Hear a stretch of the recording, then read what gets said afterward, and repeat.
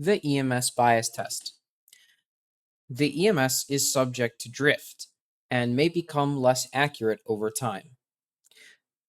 At some point, you may encounter a checklist with the EMS bias test, or you may be wanting to do one yourself.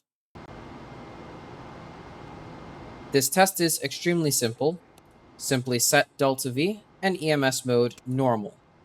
And now wait 100 seconds. After 100 seconds, read the counted delta V, and if greater or less than 0.1 in change, then report to Houston the numbers, and they will factor that into future burns.